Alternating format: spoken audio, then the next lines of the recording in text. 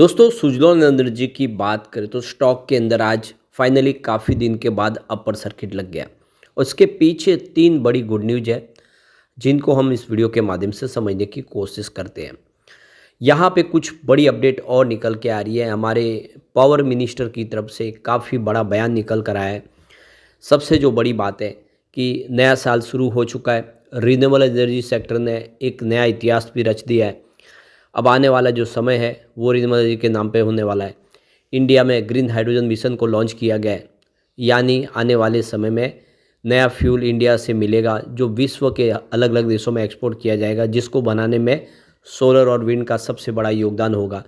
ऐसे में आने वाले इसमें विंड एनर्जी सेक्टर की सबसे बड़ी कंपनी सुजलॉन के लिए क्या अपॉर्चुनिटी है उसको समझने की कोशिश करेंगे इस वीडियो के माध्यम से। लेकिन फ्रेंड्स, उससे पहले अगर आप पहली बार हमारे चैनल पे आए तो चैनल को सब्सक्राइब कर दीजिए, एक बेल आइकॉन दबा दीजिए ताकि जब भी नया वीडियो बने पहला नोटिफिकेशन आपको मिले। वीडियो पसंद आए तो लाइक से ज़रूर कीजिए।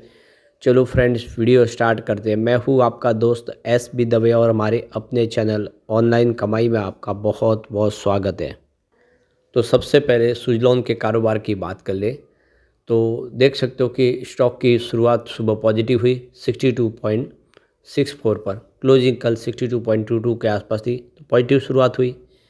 लेकिन इंट्राडे में यहाँ पे 62.07 का लो भी बना। इसका मतलब ये है कि हमने गिरावट भी देखी है स्टॉक के अंदर, लेकिन निचले लेवल से जो खरीदारी लौट के आई जम के, उसकी वजह से 65.33 का हाई बना, यानी 5% का अपर सर्किट लगा।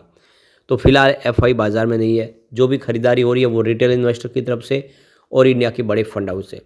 स्पेशली म्यूचुअल फंड काफ़ी अच्छी खरीदारी शुरू कर चुके हैं, जिसकी वजह से भी ये आंकड़े देखने को मिले। काफ़ी दिन के बाद वॉल्यूम ज़बरदस्त बढ़ा है। ये देख ही सकते हो कि पिछले एक महीने पहले इसका 6 करोड़ का वॉल्यूम था, सामने 3 करोड़ की डिलीवरी उठाई गई थी। 1 वीक पहले वॉल्यूम घट के आधा हुआ, 3 करोड़ के आसपास आया, और जो डिलीवरी बेस काम है वो भी कम होकर 2 करोड़ के आसपास आ गया। और कल वॉल्यूम थोड़ा सा बढ़ के 4 करोड़ के आसपास गया था और डिलीवरी बेस काम सेम ही था 2 करोड़ के आसपास। लेकिन आज वॉल्यूम सीधा 7 करोड़ तक पहुंच गया, यानी पूरे महीने में सबसे शानदार वॉल्यूम देखने को मिलेगा। तो अपर सर्किट के बावजूद भी ये जो वॉल्यूम हुआ, ये इशारा है कि कुछ बड़े फंड हाउस ने आज जम के भारी मात्रा में खरीदारी की, जिसकी वजह से ये अपर सर्किट लग गया। अब इसकी परफॉर्मेंस अगर आप देखें तो स्टॉक यहाँ पे देख सकते हो कि काफ़ी बेहतर करा था। लगभग 18 दिसंबर को 70 रुपये को टच किया था। काफ़ी ज़बरदस्त तेज़ी का सामान वातावरण बना था। लेकिन उसके बाद देख सकते हो कि 4 ट्रेडिंग सेशन में लगातार गिरावट हुई, जिसकी वजह से जो स्टॉक 18 दिसंबर को 70 के आसपास पहुंचा था वो फाइनली गिरते हुए 23 दिसंबर को 63 के आसपास आ गया। तो काफ़ी बड़ी गिरावट हुई। एक दिन की तेज़ी बनी 24 दिसंबर को, जिससे स्टॉक एक बार फिर से लगभग 65 के आसपास पहुँचा। लेकिन उसके बाद 3 दिन लगातार फिर गिरावट हुई। नतीजा ये रहा कि देख सकते हो कि 30 दिसंबर को स्टॉक आ गया 61 पर, काफ़ी नीचे। लेकिन उसके बाद में 2 दिन की तेज़ी ने स्टॉक को फिर से 65 के लेवल पे लाया। तो निचले लेवल से स्टॉक में काफ़ी अच्छा बाउंस बैक देखने को मिला है, यानी स्टॉक अब देख सकते हो एक मजबूत सपोर्ट से वापस टर्न लेता हुआ दिखाई देगा। तो आज जो तेज़ी बनी इसके पीछे 2-3 बड़ी रीज़न रही। एक तरफ तो देखें तो क्रिशिल ने इसकी रेटिंग को अपग्रेड कर दिया है। क्रिशिल ने 205 करोड़ रुपीज़ के जो लॉन्ग टर्म डेट है उसके ऊपर जो रेटिंग है उसको बढ़ाया है। तो ये देख सकते हो कि यहाँ पे BBB- की जो रेटिंग थी, स्टेबल आउटलुक था, उसको बढ़ा के BBB+ की और आउटलुक पॉजिटिव कर दिया है। शॉर्ट टर्म जो रेटिंग थी वो A3 से बढ़ा के A2 कर दिया गया है। तो ज़बरदस्त रेटिंग को बढ़ा दिया क्रिशिल ने, क्योंकि कंपनी का बिजनेस बहुत बिल्कुल पटरी पे आ चुका है, काफ़ी बेहतर तरीके से बढ़ रहा है। ऐसे में क्रिशिल को भी भरोसा है और इसी वजह से उन्होंने इसकी रेटिंग को अपग्रेड कर दिया है। लेकिन दूसरी तरफ यहाँ पे एक रेजिग्नेशन भी हुआ है। तो देखो S वेंकट सुब्रमण्यम, ये जो कंपनी जो इनकी सब्सिडीज कंपनी है SE फोर्ज, उसके CEO थे, उन्होंने रिज़ाइन किया है अपनी पोजीशन से।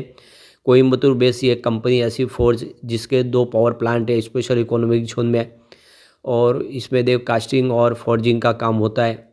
तो विंड एनर्जी सेक्टर की यह सुजलॉन की एक देख सकते हो कि सब्सिडीज कंपनी है, जिसके CEO ने रिज़ाइन किया है। तो इसका कोई ख़ास नेगेटिव असर देखने को नहीं मिला, क्योंकि एक तो ये इसकी सब्सिडीज़ कंपनी है, छोटी कंपनी है। सुजलॉन की ऐसी बहुत सारी सब्सिडीज़ कंपनियां हैं। तीसरा जो इसके लिए पॉजिटिव एक पॉइंट रहा, जो खबर निकल कर आई इनकम टैक्स डिपार्टमेंट की तरफ से, जो पेनल्टी लगाई गई थी 260.35 करोड़ रुपीज़ की, उस पेनल्टी को माफ़ कर दिया गया है। तो ये पूरा मामला था फाइनेंशियल 2015 से लेकर 2016-17 का, जिसमें अब जो ये इन्होंने अपील की थी, देख सकते हो इनकम टैक्स अपीलेट ट्रिब्यूनल में, और वहाँ पे जो फैसला है सुजलॉन के पक्ष में आया है, जिसकी वजह से जो रकम है वो सुजलॉन को माफ़ कर दी गई है। माफ़ की है यानी ये जो रकम इन्होंने ऑलरेडी चुका दी है, तो वो सारी रकम जो है वो वापस मिलेगी सुजलॉन को, ये देनी पड़ेगी इनकम टैक्स डिपार्टमेंट को, सुजलॉन को। तो काफ़ी बड़ी राहत मिली है सुजलॉन को, इसकी वजह से ये तेज़ी का वातावरण बनना शुरू हुआ है। अब यहाँ पे 2024 में देखें तो इंडिया ने काफ़ी कुछ अचीव किया विंड एनर्जी सेक्टर में। इंडिया की जो इंस्टॉल कैपेसिटी है 2024 की, वो 3223 मेगावाट के आसपास ऐड हुई है पिछले 11 महीनों में, और टोटल जो इंस्टॉल कैपेसिटी है वो 47,959 मेगावाट तक पहुंच चुकी है। तो एक बड़ा अचीवमेंट हुआ है। विंड सोलर हाइब्रिड ऑक्शन भी बहुत सारे नए टेंडर जारी हुए, जिसमें आप देख सकते 2024 में काफ़ी सारे नए टेंडर जारी किए गए। इसके अलावा ओपन एक्सेस सिस्टम लागू किया गया है, जिसमें आप देख सकते हो कि जो विंड के माध्यम से, सोलर एनर्जी के माध्यम से जो बिजली का निर्माण डायरेक्टली कंज्यूमर को सप्लाई की जा सकती है, यानी जो भी कंज्यूमर चाहे वो ग्रीन एनर्जी की सप्लाई अपने ले सकते हैं, उसको वो कनेक्टिविटी देनी होगी। इसके अलावा विंड टैरिफ है, उसमें आप देखें तो विंड टैरिफ में भी इस बार काफ़ी ज़्यादा बदलाव किए गए। ऑफशोर विंड मार्केट इस बार काफ़ी ज़्यादा खुला है। ऑफशोर विंड में भी देख सकते हो इस बार जो एनुअल इंस्टॉलेशन कैपेसिटी है 1.8 गीगावाट तक जो थी, वो 2022 में वो बढ़ के 5 गीगावाट तक पहुंच चुकी है 2025 तक के लिए। तो ये भी एक बड़ा अचीवमेंट है। Suzlon energy market leader company बनी है, लगातार काफ़ी अच्छे प्रोजेक्ट हासिल कर रही है, और एनटीपीसी से 1100 मेगावाट का एक बड़ा प्रोजेक्ट कंपनी को हाथ लगा है। इसके अलावा देखो कर्नाटका इस समय टॉप विंड एनर्जी सेक्टर के स्टेट बन चुका है। तो ये सारे अचीवमेंट रहे इस बार विंड एनर्जी सेक्टर के नाम पे। अब यहाँ पे एक जो बड़ी अपडेट और निकल के आ रहे हैं, 2025 से ग्लोबल लाइट हाउस के तौर पे इंडिया अभी उभर के आ गया, क्योंकि इसने 214 गीगावाट की ग्रीन एनर्जी की कैपेसिटी को पा लिया है।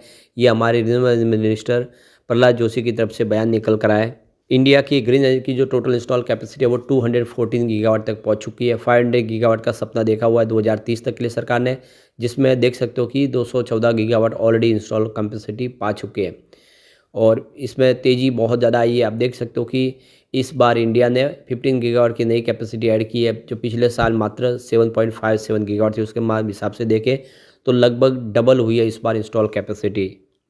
अब इस मौके पे हमारे जो रिन्यूएबल एनर्जी मिनिस्टर है प्रहलाद जोशी, उनका कहना है कि इंडिया इस समय 2025 में देखिए ग्लोबल लाइट हाउस के तौर पे उभरता हुआ दिखाई दे रहा है, और जो हमने अचीवमेंट किया है वो एक बहुत बड़ी बात है। इंडिया ने 200 गीगावाट को माइलस्टोन अचीवमेंट को टच कर लिया है, और पिछले साल 187 गीगावाट के आसपास कैपेसिटी थी। इंडिया की सोलर एनर्जी 94.17 गीगावाट तक पहुंच चुकी है, और विंड एनर्जी की बात करें तो 47.96 गीगावाट की इंस्टॉल कैपेसिटी पा ली है। और इस समय आप देखें तो जो प्रोजेक्ट इस समय पाइपलाइन में वो 261.15 गीगावाट के प्रोजेक्ट है जो इस समय पाइपलाइन में। इससे मतलब ये है कि आने वाले समय में काफ़ी तेज़ी से इसमें और कारोबार बढ़ता हुआ दिखाई देगा।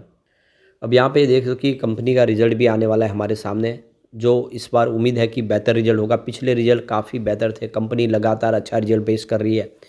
Q3 की बात करें तो इस बार आंकड़े उत्साहवर्धक रह सकते हैं। पिछला रिजल्ट Q2 भी बहुत ही बेहतर था। कंपनी बड़े प्रॉफिट में आ चुकी है, जो 2-3 साल पहले देखें तो भारी भरकम लॉस में थी। ऐसे में उम्मीद की जा सकती है कि इस बार आने वाला जो समय है वो काफ़ी बेहतर रह सकता है। लेकिन फ्रेंड्स, कोई भी इन्वेस्टमेंट करने से पहले अपने फाइनेंशियल एडवाइज़र से एडवाइस ले ले, या अपना खुद का रिसर्च करके, क्योंकि मैंने वीडियो आपके एजुकेशनल पर्पज़ के लिए ही बनाए। वीडियो पसंद आए तो लाइक शेयर जरूर कीजिए और चैनल को सब्सक्राइब कर दीजिए। Thank you friends.